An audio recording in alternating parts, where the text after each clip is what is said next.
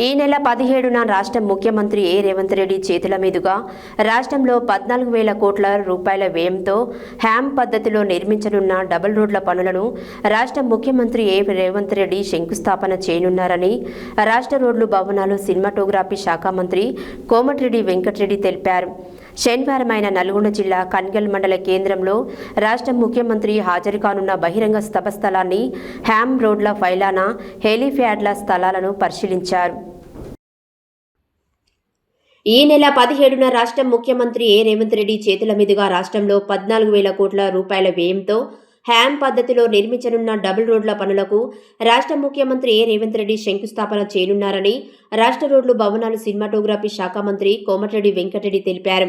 శనివారమైన నల్గొండ జిల్లా కన్గల్ మండల కేంద్రంలో రాష్ట్ర ముఖ్యమంత్రి హాజరు కానున్న బహిరంగ సభ స్థలాన్ని, హ్యామ్ రోడ్ల ఫైలానా, హెలీప్యాడ్ స్థలాలను పరిశీలించారు.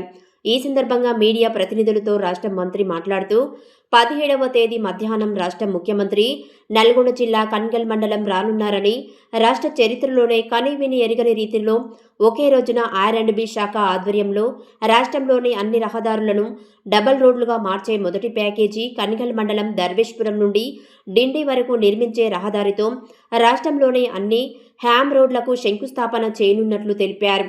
R&B రహదారులతో పాటు మరో 7,000 కోట్ల రూపాయలతో గ్రామాల నుండి మండలాల నుండి జిల్లా కేంద్రం వరకు పంచాయతీరాజ్ శాఖ ఆధ్వర్యంలో డబల్ రోడ్డు నిర్మించనున్నామని, వీటికి వచ్చే వారం రాష్ట్ర పంచాయతీరాజ్ గ్రామీణాభివృద్ధి శాఖ మంత్రి ఆధ్వర్యంలో ముఖ్యమంత్రి చేతుల మీదుగా శంకుస్థాపన చేయనున్నట్లు మంత్రి వెల్లడించారు. 2 సంవత్సరాలలో హ్యామ్ రోడ్లన్నిటినీ పూర్తి చేసేందుకు చర్యలు తీసుకుంటున్నామని, రోడ్లు ఉంటేనే పరిశ్రమలు, సంక్షేమం ఉంటాయని, అందువల్ల గడిచిన సంవత్సర కాలం కాగా కేంద్ర ప్రభుత్వంతో సంప్రదింపులు చేసి రిజర్వాండ్ ద్వారా అప్పుగా నిధులు తీసుకొని రోడ్లు నిర్మిస్తున్నట్లు చెప్పారు. రైతు సంక్షేమానికి తమ ప్రభుత్వం అత్యంత ప్రాధాన్యత ఇస్తుందని, ఇందులో భాగంగా ఈ సంవత్సరం నల్గొండ నియోజకవర్గంలో అత్యధికంగా 2,40,000 మెట్రిక్ టన్నుల ధాన్యం పండించడం జరిగిందని, జిల్లా వ్యాప్తంగా 18 కోట్ల రూపాయలు విలువ చేసే ధాన్యాన్ని రైతుల నుంచి కొనుగోలు చేసినట్లు మంత్రి తెలిపారు.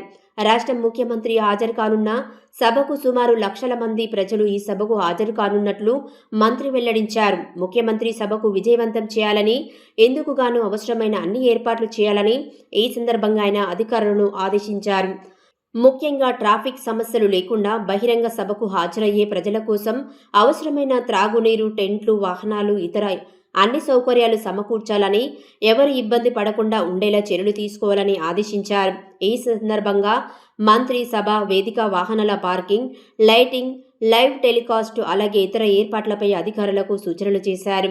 అంతేకాక ఫైలానా నిర్మాణాన్ని సాధ్యమైనంత త్వరగా పూర్తి చేయాలని, ఎక్కడ ఎలాంటి ఇబ్బంది లేకుండా ముఖ్యమంత్రి కార్యక్రమం విజయవంతమయ్యేలా అధికారులు, అనధికారులు, ప్రజలు సహకరించాలని విజ్ఞప్తి చేశారు. రెవెన్యూ అదనపు కలెక్టర్ జె శ్రీనివాస్, స్థానిక సంస్థల ఇన్ఛార్జ్ అదనపు collector Y Ashok Reddy, additional SP Ramesh, ZP CEO Prem Karun Reddy, DPO Shankar Naik, DSP Sivaram Reddy, R&BD ఈ గణేష్, స్థానిక ప్రజాప్రతినిధులు, మండల స్థాయి అధికారులు తదితరులు మంత్రి వెంట ఉన్నారు.